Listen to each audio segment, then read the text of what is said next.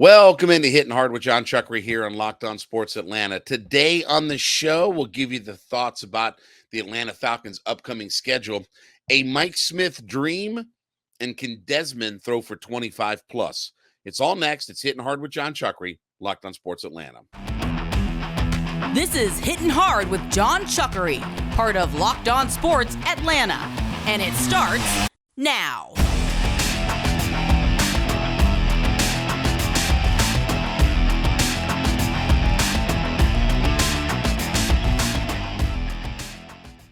Hittin Hard is brought to you by FanDuel Sportsbook, the official sportsbook of Locked On. Make every moment more. Visit FanDuel.com/LockedOn today to get started. You can subscribe or follow for free on YouTube or wherever you listen to your podcast. Get the latest episodes of Hittin Hard as soon as they become available. Also, check us out now on the SiriusXM app. SiriusXM is where you can find us as well. And then follow me on my personal Twitter page at JMCH316. So the schedule was released last night in the NFL for all teams, including the Atlanta Falcons. And now we know the order in which the Falcons are going to play their season. Can I tell you, just in a quick blush glance, I think the hardest stretch of games is actually the preseason. At Miami, home with Cincinnati, home with Pittsburgh. Like, that feels like the toughest part of our schedule. And those are the games that don't even count. When I look at this, a few things jump out at me, okay? Number one, there is certainly some opportunity to take advantage of the schedule early on in the year. So opening up home against Carolina, at home against the Green Bay Packers, on the road in Detroit, and then obviously they're taking on the Jaguars over in London, but then Texans and Commanders at Tampa Bay, at Tennessee, and then Minnesota and Arizona before the bye week. So I think that there are some opportunities to get off to a really good start. But I will also say this. I think that if the Falcons can hang in there for the first 3 quarters of the season, when you look at the final quarter of the year, even though 3 of the last 4 games are on the road, this is by no means a murderer's row. At Carolina, home with Indy, at Chicago, at New Orleans. And when you look at the teams on the Falcons schedule, there is a lot of what ifs. That there is a lot of, okay, maybe they can be good, maybe that they are a good team. There's a lot of what ifs on the schedule. For instance, we look at Green Bay. You know, is Green Bay going to be the same team without Aaron, with Jordan Love at quarterback? They've still got talent. But are they going to be the same team? You know, certainly Jacksonville and Detroit, that's 2 up arrow franchises. So there aren't many of those on the schedule, right? Carolina, they're starting a rookie quarterback. Could they be good? I don't know. I don't think Carolina's going to be all that good. The Texans, I don't think are going to be all that good. I don't think that the Washington Commanders are going to be that good. I don't think the Buccaneers, I don't think the Tennessee Titans, if Kirk Cousins is not in Minnesota, they might not be very good. Arizona's got one of the worst rosters in the NFL. Obviously, Saints is always a coin flip. You could make a case that the most interesting game on the schedule is going up to play the Jets and Aaron. And that's going to be an interesting game because, look, the Jets may be in this thing when all is said and done. So, we knew going into this that their strength of schedule was the weakest in the NFL. But when I look overall, I don't really see landmines. There's like I said, the biggest stretch when you're at Miami and then Cincinnati and Pittsburgh, like that's landmines. But those games don't count. I don't think that there's any really landmines. Again, home with Green Bay, at Detroit, and then over in London. And yes, they're not going to take the bye week after they go to London, but that's okay because the bye week falls in week 11. And I think that's a good spread where you've got 10 games and then you got another 7 games after that. You kind of not quite in that midway point, but you're really close. You don't want your bye typically where you've only got 4 games left, like what the Falcons had last year, and you typically don't want your bye early in the season right after the London game. So I think the bye week falls at a perfect opportunity. But when I look at this, schedule, I don't see any landmines. I like the fact that the division, even though that there's a lot of division games toward the end of the season, the division is not all just crammed together in the year, right? Like there's a little bit more spread out throughout the course of the year, sprinkling through the course of the year. And you don't find yourself after 10 weeks being done with all of your division opponents or even one or two division opponents, right? So you're going to get chances to play teams in your division all throughout the year. So there's a lot to like about this from the Falcons' perspective. There's a lot of things that fall into place. Now, look, obviously, they've got to capitalize, right? They've got to capitalize. But if they can hang in for 3/4 of this schedule, they can definitely even on the road make some hay. There are some very average teams that they're going to face. Um, Obviously, you have a couple of stretches where you're going to play back-to-back road games, but again, at Tampa, at Tennessee, and then at Chicago, at New Orleans. I don't know. I don't know how good a lot of those teams are going to be. So I think things really have fallen into place for the Falcons as far as the way that their schedule flows, the way that this thing is put together. Obviously the road trip in London, and we'll talk about the Mike Smith dream here in just a minute or two. But again, I like the way that this schedule plays itself out. I think the bye comes at a really good time for them. I don't think that you have a 3-game stretch where you get real landmines. Where like, okay, Kansas City, San Francisco, Buffalo, like that's 3 landmines, but they don't play those teams. And obviously, it's a last place schedule. We knew that going in. We knew the teams that it was going to be, but it was a last place schedule. So I think if you're a Falcons fan, there's a lot to be excited about with this, that they can really take advantage and make some hay in the schedule. Now, whether they do that or not, that's a whole different discussion, right? We can get into, over the course of the, leading up into the regular season about whether or not they can take advantage of this schedule. But as I look, I like the way the division plays out. I like the fact that there aren't real landmines on the schedule. I like the fact that, there's no long West Coast road trips or things like that, other than playing in Arizona, who's not a very good roster. I think things really shape up for the Falcons in this. So I'm happy with what the schedule is. Again, we knew the teams, but the way that this thing plays itself out, I think there's a good balance in all of this. I don't think you see that there's, a 3-game stretch where it's going to be really difficult, or, you're getting long West Coast road trips. I mean, the Wembley thing in London, that is what it is. You come back and play the Texans the next week. That's not exactly murderer's row. So again, Falcons fans should be happy with the way that this schedule has laid itself out. Now it's up to the Falcons to find a way to take advantage of this. Now it's up to the Falcons to make sure that they get off to a good start, and that as the season progresses along, that, look, they can certainly get some victories on the road to end the year. All right, let's talk about our friends over at Built Bar. Listen, as everybody's eating healthier this year, right? We're trying to get ourselves in shape, looking for those delicious snacks.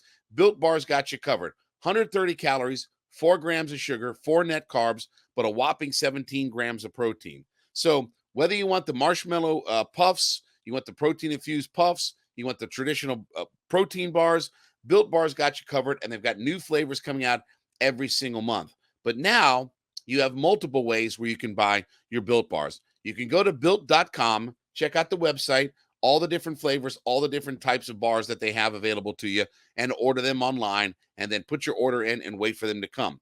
But now, if you want to get your Built Bars even more quickly, then you can go to the pharmacy section of Walmart or go to Sam's Club and grab your box of Built Bars right off the shelf. Whether you go the brick and mortar route or whether you want to go online, Built Bars got you covered. Built.com is the place to go, where you can find all of the delicious Built Bars that are available to you. And now you can get them at Walmart and Sam's Club.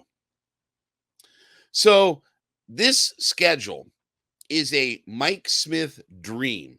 Now, Mike Smith, obviously the former coach of the Atlanta Falcons, okay? One of the things that he always talked about is if he could have his druthers, he would always play every game at 1:00 on Sunday. That was his ideal schedule, right? And sorry.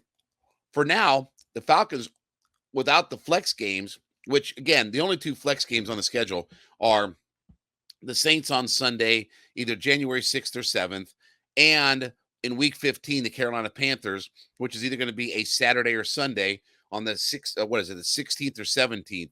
So that's the only thing that could flex. But every other game, I guess I should say, except the London game and the 4:00 game that they have in Arizona, everything else is Sunday at 1:00.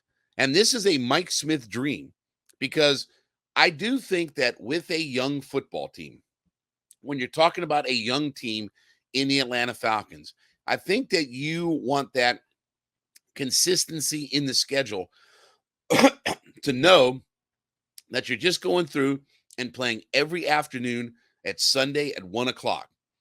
And, there's not all the gimmick games, right? Falcons don't have a Monday night that, then you got to go play on Sunday, right? They don't have a Thursday night game that you got to play, the following week, or or coming in off of a Sunday, going into a Thursday. Like, there's not all of these gimmick games. And that's okay. I know a lot of people were upset that, the Falcons didn't get any primetime games. Hey, brother, I'm fine with that. I'm fine with the idea of no primetime games. First off, let's face it. We haven't done enough over the last 5 years to warrant a primetime type of game, Monday night or Sunday night football. I mean, look, Sunday night football is the single most popular television show in America, right? What have we done to be on primetime television on Sunday night on the most popular television show in the country? Like, honestly, we haven't done anything over the last 5 years that warrant that. And if we get good this year and we win the division, guess what? We'll have primetime games next year. We'll be talking about Sunday night football, Monday night football, whatever, Thursday, whatever like that, Amazon Black Friday or whatever fakakta game that they got. So I got to tell you, I'm excited for the fact that the Falcons are going to play just consistently at 1:00 on Sunday. London will be a morning game. The Arizona game will be a 4:00 game. But other than that, you're consistently going to go through at 1:00 on Sunday. This is a Mike Smith dream scenario. And I'm not upset about it at all. I think when you have a young football team and you've got to try to get everything together, and look, for a team that is not accustomed to winning anything, I think just having that consistent routine, and players talk about this all the time, having that consistent routine. That's why Mike Smith always liked this. Just being in that same routine, mastering that same routine where whatever it is, the way you eat, the way you sleep, the way you get dressed, what time you get to the stadium, all of that is just a consistent flow week in, week out. And that's what Mike Smith always talked about, was the idea of just having that consistency. Consistency is a good thing. You don't have all the distractions. You don't have all day Sunday to think about a game that's going to be Sunday night. You're not playing on a Monday. You're not coming into a short week where you play on Sunday, then got to turn around in a couple days and fly into somewhere and play on a Thursday night. Like, everything can remain its one consistent pattern out there.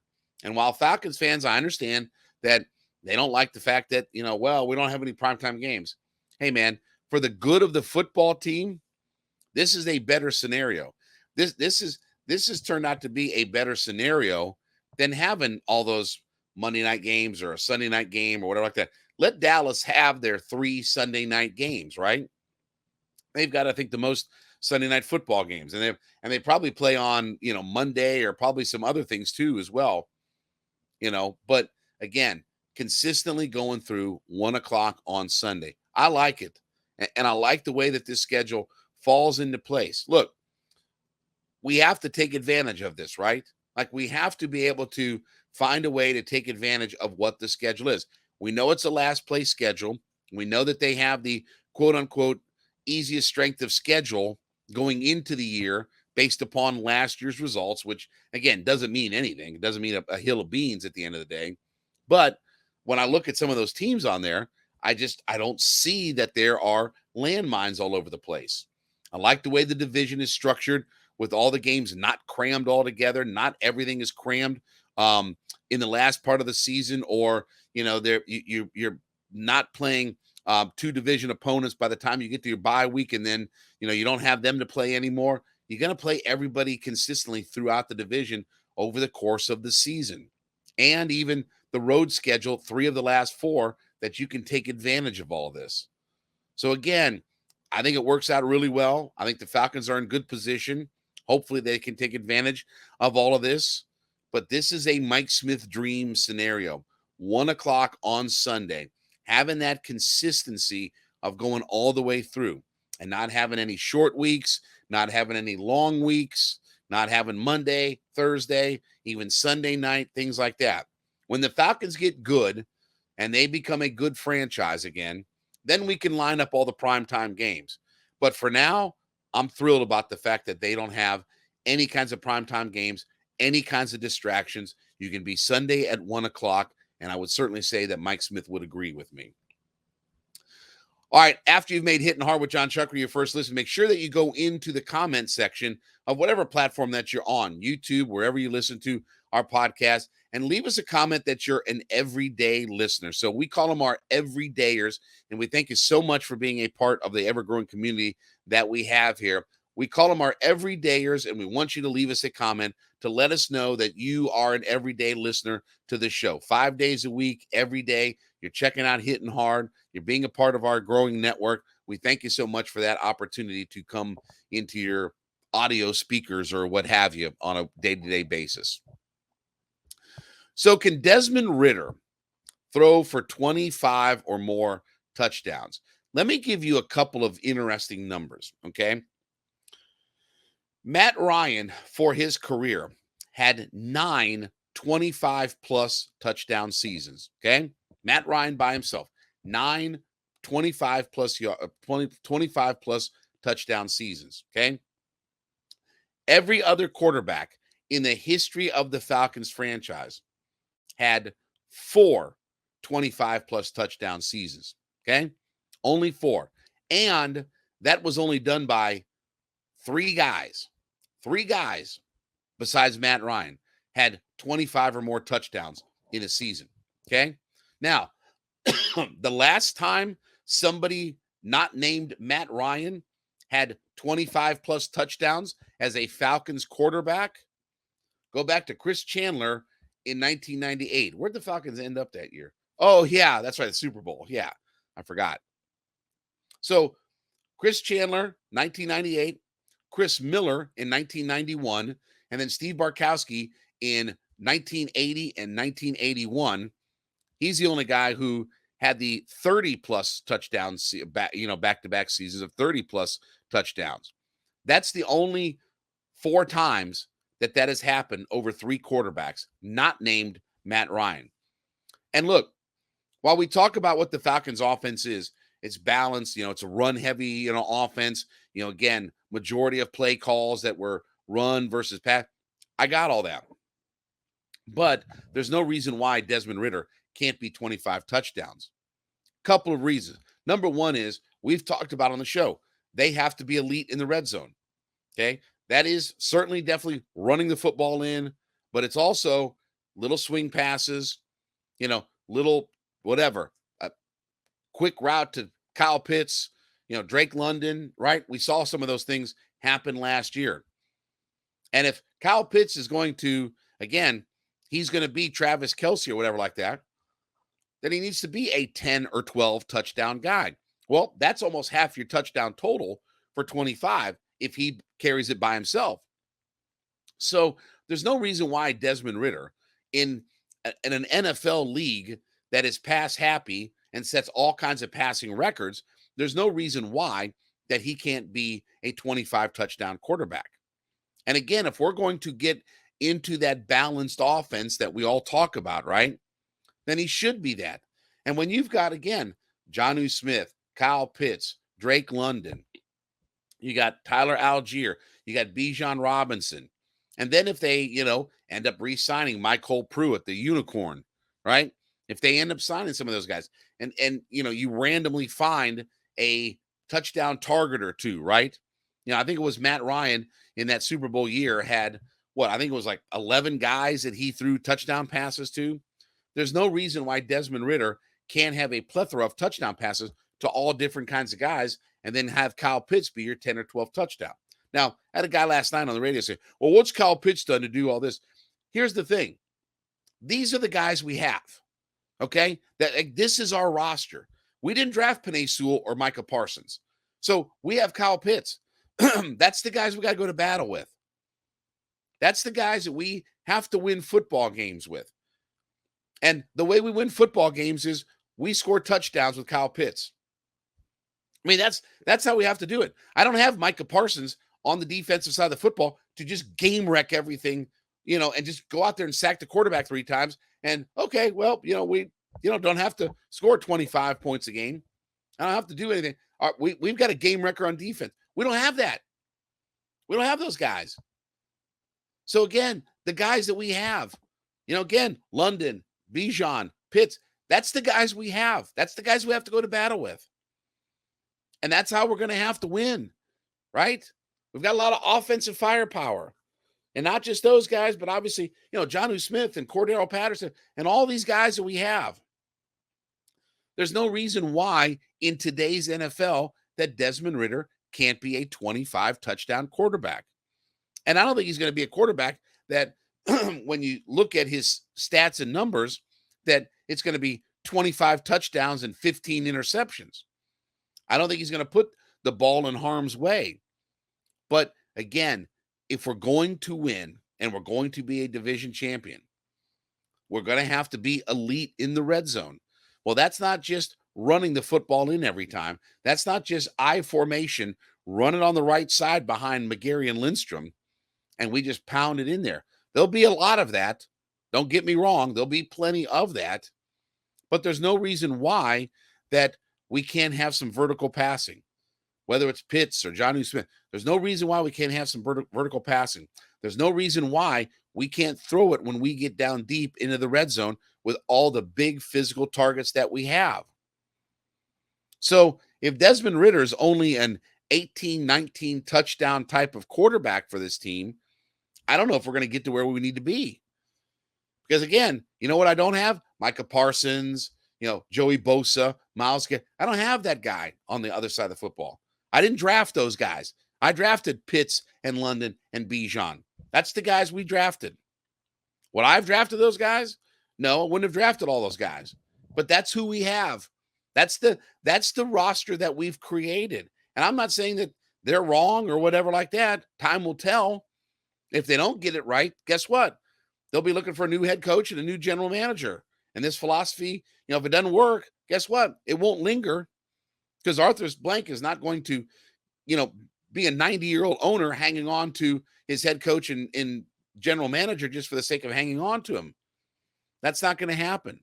So there's no reason why Desmond Ridder, and even though it's barely happened in Falcons franchise history, that it's rare that we've seen it. Again, 3 guys not named Matt Ryan have had 25 touchdown passes in a season. And a quarterback not named Matt Ryan hasn't done it since 1998. Oh, yeah, the last time we were in the Super Bowl. By the way, 91 was when, Chris Miller, that was a playoff team as well. So again, in a league that throws the football around everywhere, I'm not telling you that Desmond Ridder is going to have 600 pass attempts. I'm not going to tell you he's going to drop back 700 times and throw it. But we have the weapons to be efficient on our offense. We have the personnel to get this thing done. And obviously the personnel to go in there and score in the red zone. Whatever reasoning, physical targets, guys that can, get themselves, whatever. We have too much personnel for him to not be a 25 touchdown quarterback. And we've gone through the whole list of players on there. So again, there's no reason why Desmond Ridder can't be 25 touchdowns. In a league that is full of Kirk Cousins and guys like that who throw 25 touchdowns all the time. Even Ryan Tannehill was a guy in Arthur Smith's offense that was 22, 24 touchdowns. Well, I think Desmond Ridder can be better than some of those guys. I think he could be, again, he's not going to have 4,000 yards and 40 touchdowns or anything like that. I'm asking for 25 touchdown passes, right? That's a very reasonable number to get in today's NFL. 25 touchdown passes for my starting quarterback over a 17-game stretch. It's not even 2 touchdown passes per game. So will Desmond Ridder throw for 25 plus? Yes. If he doesn't, then there's going to be problems on our offense.